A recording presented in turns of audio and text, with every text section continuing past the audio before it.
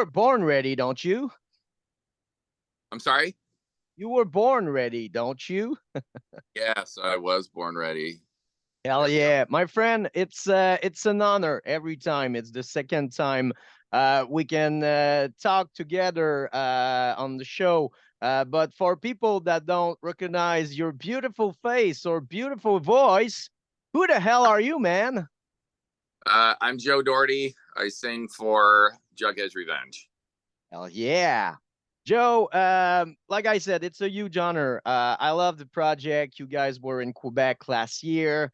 It was such an overwhelming reaction with the crowd. It's so cool to have you back. But let's get back in the past. I want to start it up with you personally. How music came to your life when you were a kid? How did you start discovering music? That would probably be for my older sister. She's 7 years older than me. And so when I was little, I was kind of exposed to what she was listening to. Also, the block that I grew up on had many kids on it. So some older, some younger, but you kind of caught things from them too. Like, um, this is in the 1970s when I was a little kid, but local kids would be into Black Sabbath or Led Zeppelin or whatever. There were people that were like into disco, and then around like 1981, there was a couple of guys on my block that were getting into punk rock, and I was kind of just noticing what they were into, and they would tell me about bands that they would like, um, uh, and one of those guys later on was founding Bad Religion. So those guys kind of showed me, kind of exposed me to a lot of the punk rock stuff. But up until that, it was just people that were around. I mean, my parents were teenagers in the 1950s, so they showed me what they were into, and then like my sister was into stuff, and then local kids were showing me. So I mean, I kind of like soaked all of that in. Punk rock just wasn't the only thing that I was listening to. I was really fascinated with all of it. Yeah, and I always felt that with Jughead. You guys are really open mind, and there's a lot of stuff in the music, into the music. So we saw the influence. So it's cool. I was the older brothers, and I'm pretty sure my brother could say the same because I was sharing. It's a passion. So you're happy when you have somebody that excited with something that you listen to. So it's a cool story. But when was the first time you start singing? When did you realize I could do that? Um, I'm still not sure if I can. uh, I, Actually, I was a drummer, or at least a frustrated one, leading up to singing. I was drumming since I was about 10, and the singing thing happened kind of by accident. It was my friend's band who, we were just all hanging out at practice, and the singer, he was outside smoking with his girlfriend or something, and and I knew their song, so I jumped on like to sing a couple of songs at their practice, and um, that's where I met Joey and Brian, and from there we started Jugheads together. But it was just kind of a fluke. I mean, I just went ahead and did it, and these guys were like, "Hey, we should start a band," and then it just kind of went from there.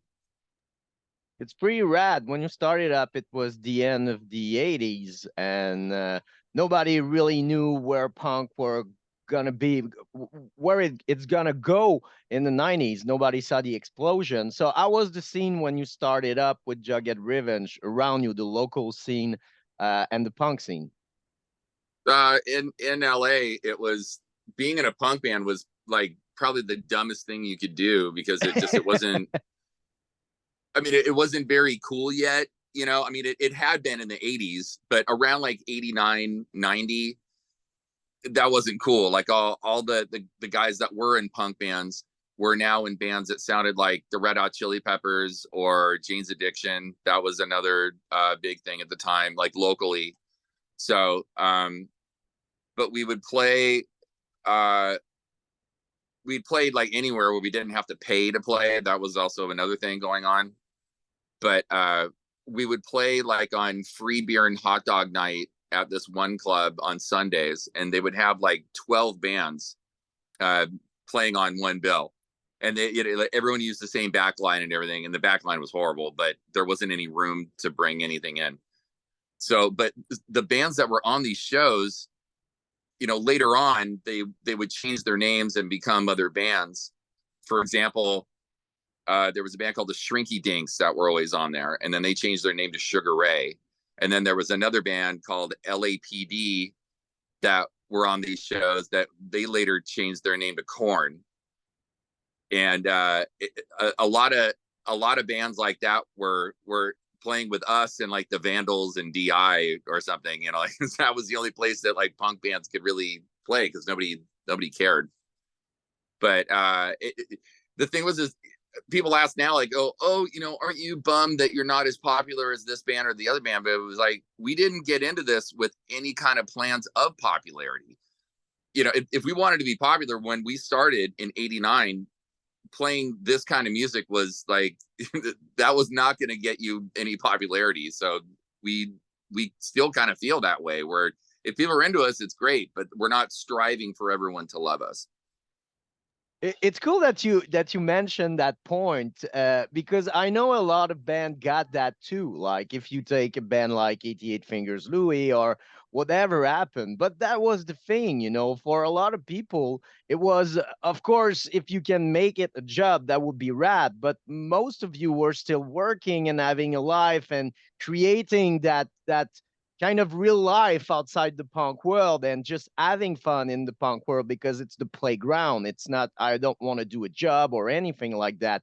And what is popularity? It's weird because now, with times, with the pandemic, people got nostalgia and nostalgic about music. And a lot of people, way more than back in the days, listen to Jughead Revenge and following you up. In Quebec, it's a good example. A couple of years ago, we were the few knowing the band or people that saw you when you came in the early years, in the 80s and the 90s, sorry. But, after all of that, it's what happened at the end. And I think it's really important that people understand that it's punk rock never, it's not a thing of popularity. We will listen to that because it's not popular. Well, I'm glad that you say that. Thank you, because it's like it seems like now through the world of social media and things like that, that people kind of that's where the merit of their band lies, is in how many followers they have on Instagram or something. And I never agreed with any of that, because when I first got into punk in the early 80s, I mean, first off, like, there wasn't even half as many people that were even into it. Also, like, being at school and being into that kind of music usually like brought you a lot of trouble in the 80s. But then in the 90s, it seemed like if you weren't into that kind of music, then it brought you trouble.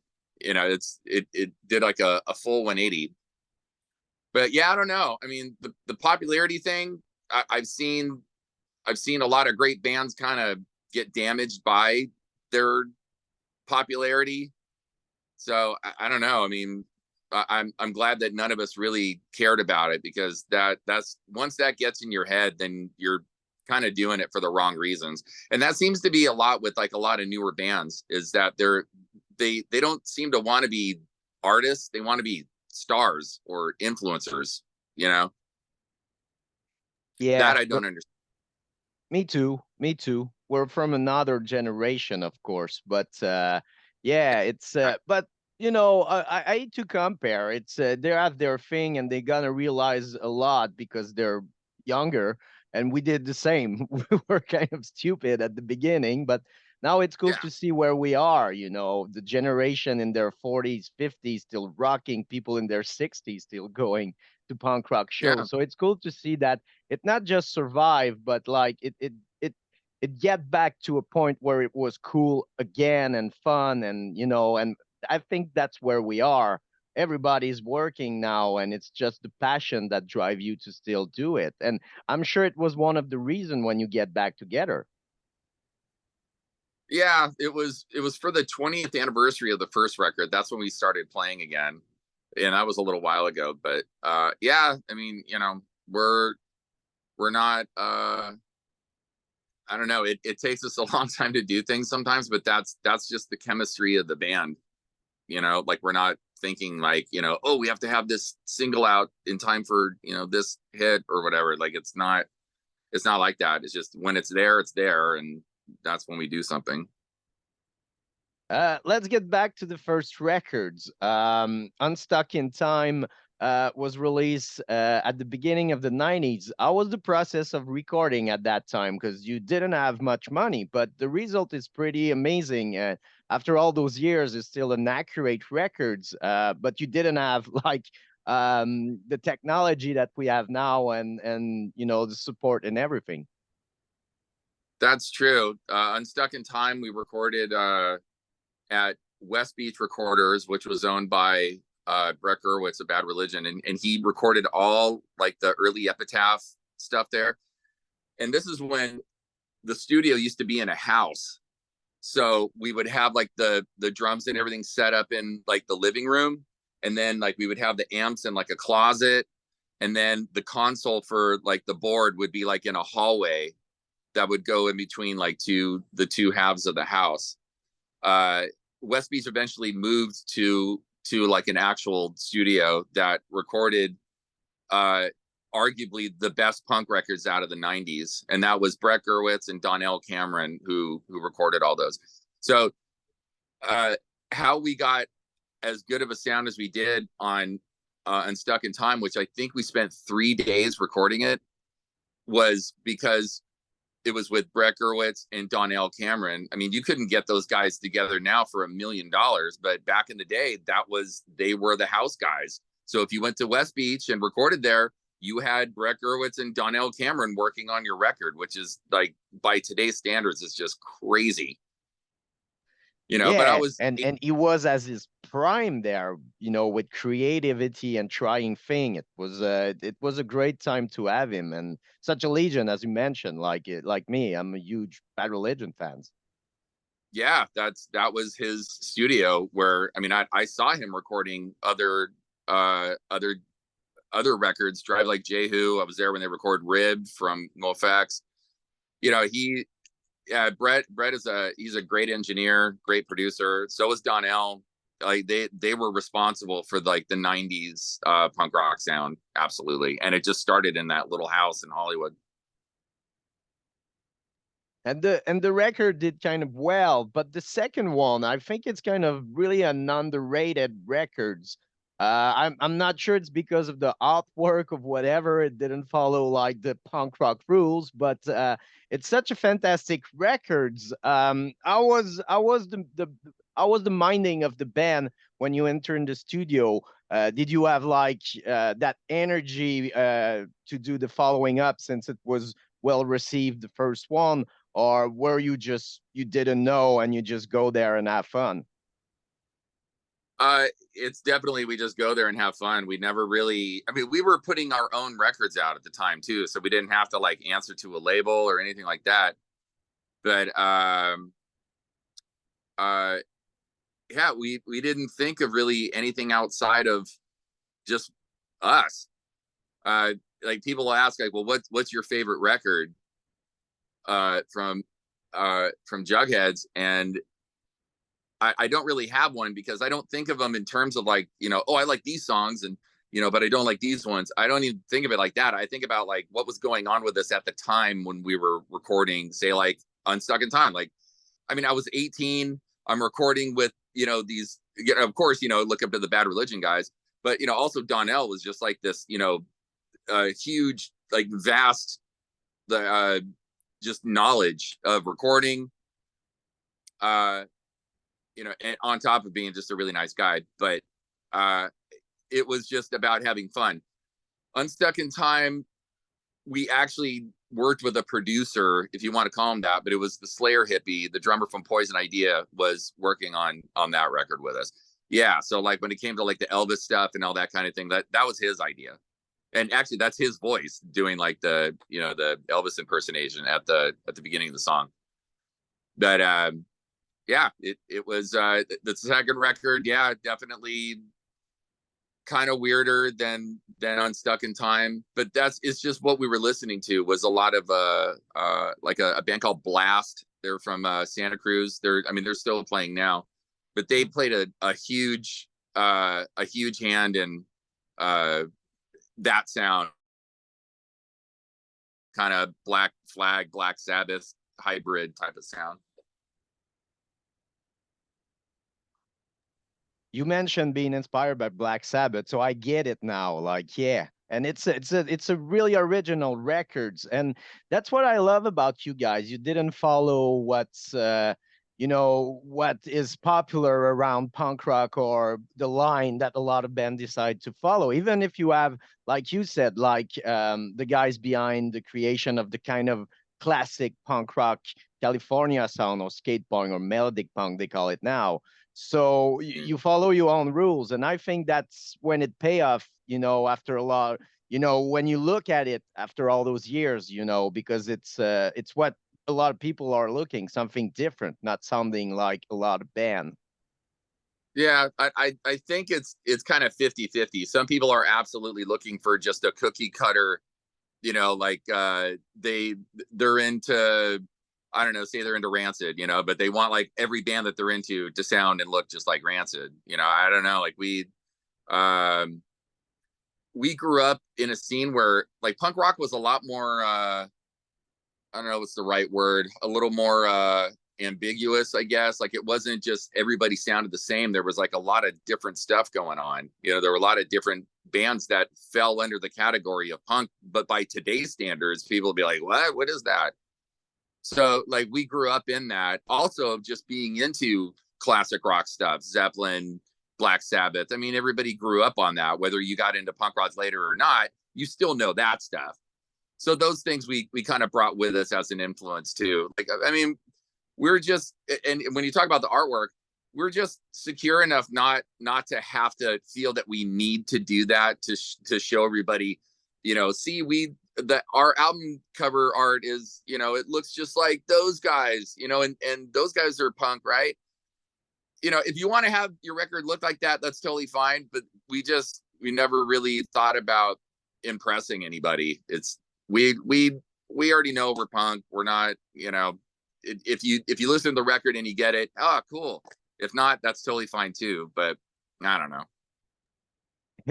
Talking about artwork, you also did it split with Lagwagon. Not a lot of people are aware about that split with that huge weed leaf on it. What's the story behind that split? I'm sure you were a good friend back in the days and still now with the guys, but how did you come with the ID? Well, the poly, I don't know, that kind of came in somewhere, but this was we actually planned on doing something totally different. We both did a cover. We did a Poison Idea cover, and they did, well, Brown Eyed Girl, but they were gonna do, I think it was an Iron Maiden song. But this was before they recorded I think it was Trash that song's on. But like 6 months before it came out, Fat Mike just said, yeah, just take this song and just do that one instead. So, so I think we made like 1,000 of them or something. That was it. Fat Mike, always there to change the history of punk rock. Yeah. Yeah. Well, I mean, he's the label guy. So he was, the band was okay with it and he was okay with it. So that's why we did the split. Cool. I was curious. I've got a copy of that split, but I was curious of the story. Elimination was a huge groundbreaker too for Jughead Revenge. I'm a huge Out Brigade fans. Love the Stern Brother. They're Canadian from Toronto, but they didn't live in Canada for a long time. So, and Right. and how did you came to meet them? Is the label came to you, or how was the story behind that? We were playing a lot around LA. and Sean was coming to our shows saying, "Hey, we're trying to get BYO started again, and we want to license your stuff because they didn't want to have to pay for us to do a new record, so they just wanted to license our old records." But yeah, it started that was probably with Elimination. I think started with that in '93, and then they wound up licensing our other stuff, which was easier for us because we were also touring a lot at the time, and it's hard to distribute your own records from home when you're barely there. So that's why we hooked up with BYO. And the record after that is the records that we learn about you guys. That's how the whole Quebec and Canada discover about you guys. I think a lot of people like me discovering you from a compilation called "Go Ahead Punk, Make My Day," and we learn about Images Everything, and a lot of my friend got that records, and one particularly that I was buying weed from. It was like, man, you have to smoke and listen to that. And it changed my mind. It changed my mind about punk rock. I was a metalhead at that time, starting to, notice that punk rock has really special thing. But I was more into Maiden, as you mentioned, and of course Megadeth, and even the black metal thing. So it took me a band like you to understand that there was something different, and you don't need to be as good as musician. You just have to feel it and have the passion and the fire and the desire to have something.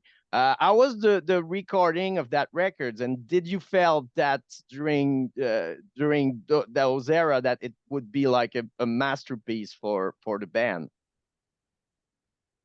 Uh, I I always thought Just Joined was going to be that record, but as it turned out, Images Everything kind of found a place with everybody. So I mean that's awesome. I mean we did 13 Kitty Favorites before that, and that was we also we didn't do it at West Beach. We recorded at Paramount Studios, and because West Beach was just too busy. So we went there and tried it, and it turned out to be an awesome studio. So then we came back and did Images Everything there, and we recorded that with Warren Fitzgerald from the Vandals, and this guy Barry Conley who engineered it. He also did the 13 Kitty Favorites record too. He was great, but that studio was awesome, and it was nice that you could record between like midnight and 8 in the morning for like half the price. So we would usually take those yeah, those things, because we didn't have any money and we're paying for everything ourselves. BYO weren't paying for anything. But for Image, yeah, Nitro.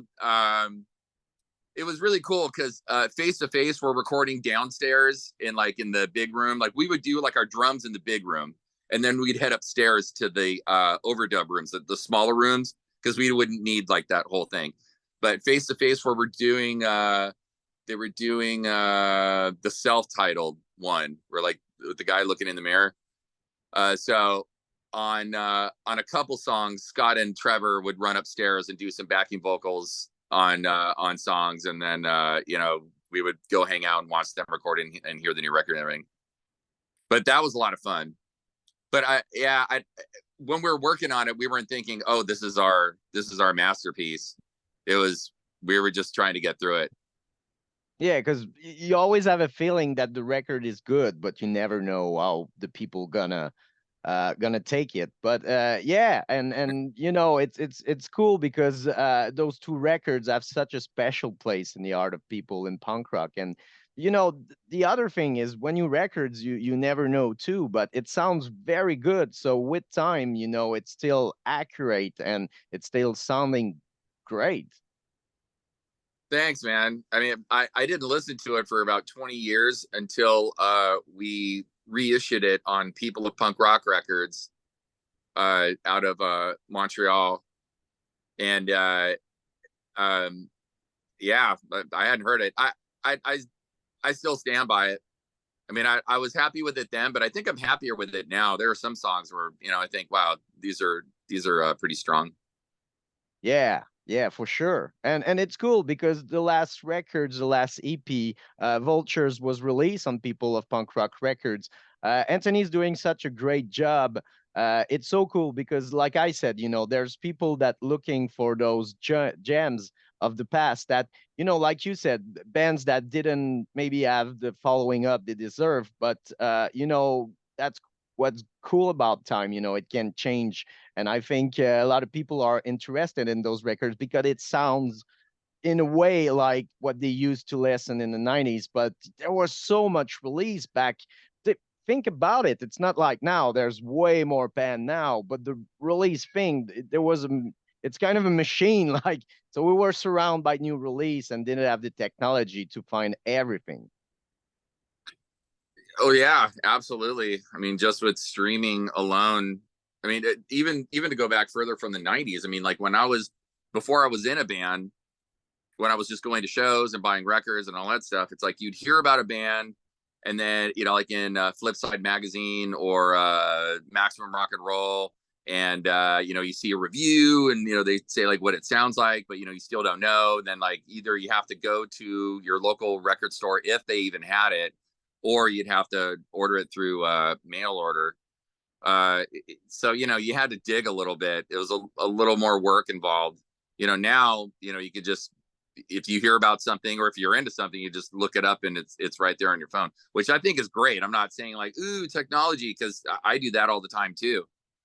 But it's definitely not as much work as it used to be. Um, how much the story with the Lego thing with the name Jughead Revenge change the history of the band? It was kind of weird because it was confusing for fan because of course it's Jughead, but like with the Revenge, I don't know where the confusion with them was. Well, I don't know. I mean, I can't talk too much about it, but uh yeah, they just saw that Nitro had some money because Dexter owned the label, and and so they went after him about it.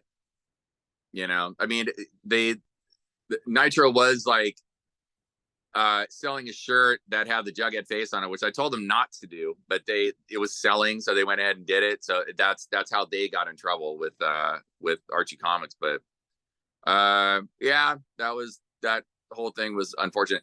But a lot of people think that we stopped playing because of that, and that's maybe 25% of the reason why we stopped. We had already been touring for 11 years, and we were kind of tired and kind of disillusioned with dealing with record companies. So we all decided, so then when the Archie Comics thing happened, we were just like, okay, we're like, gonna take a break for a minute. And that's the thing. That's where you see the difference between that era and now. Now with the technology, a lot of band can do it on their own, and you don't really need a label. If you're a part-time band, not touring or everything, you don't need somebody to manage the whole tour and everything. So I think that band like you that are well known and recognized and have the chance to do festival run, and it's way more easier than back in the days, and cool because you bring fans from everywhere and everything. Of course there's a couple of show around, but you can choose now. Maybe back in the days, like we said, we didn't have the internet, so if you want the records going on and the thing keep on going, it's touring and touring, and you get fucking tired of it. It's really hard. Yeah, that's basically what it was. I mean, and it wasn't like these tours that made a lot. I mean, like if we were like, yay, So 11 years of that, yeah, we were like, okay, that's gonna be it. But we love playing in Canada. We first tour there in '93, opening for Face to Face. They were nice enough to bring us up there. Yeah, so then from there, we just like kept coming back. Like every fall, we'd wind up coming back, except for we did Snow Jam one time in the spring, and that was '98, I think. But yeah, we always love playing there. We hope to get back there soon. Of course, we love you. I think there's a huge love affair. Even before the Red Bridge. Of course, like you said, you came. Do you remember your first time in Quebec? Yes, we this was on in the '93 tour. Uh, our van our van broke down in the middle of nowhere, and we were following Face to Face's bus, and we just watched it just disappear into the horizon. You know, as like we were just stuck, like we were in like Saskatchewan or something, man. It was like, yeah, we were like nowhere.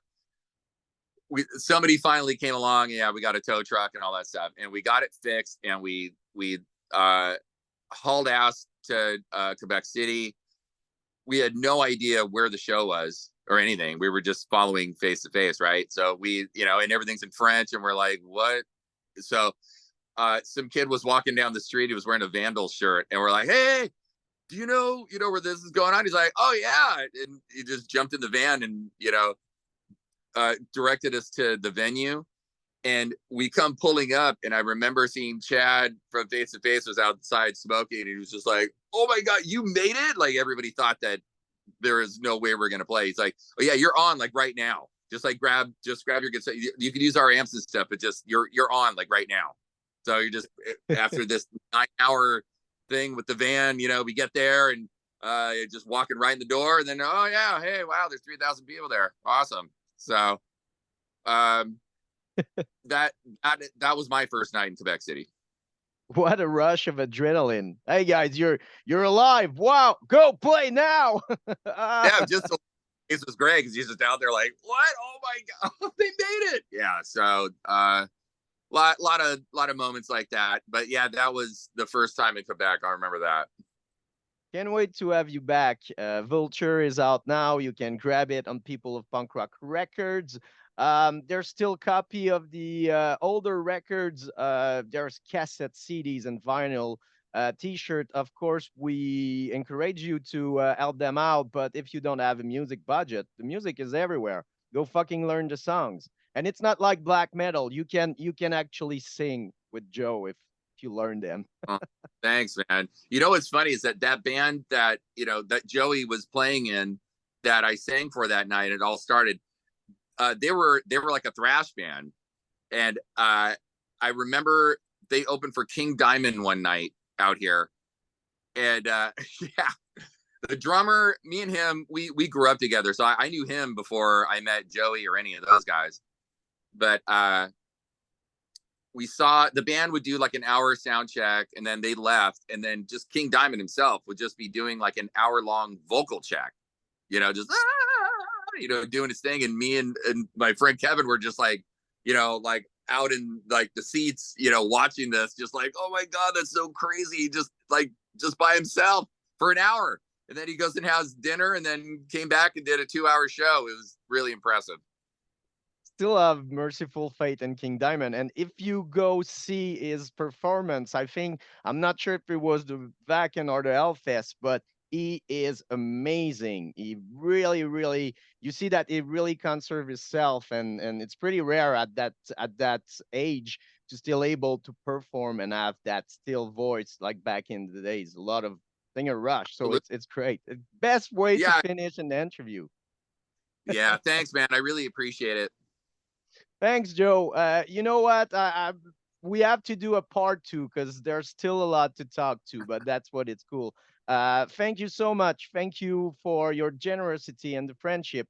Of course, we're gonna do a huge special on Jughead Revenge, and again, people, go grab the records. Joe, you're fucking amazing. Thank you, man. I hope to see you soon.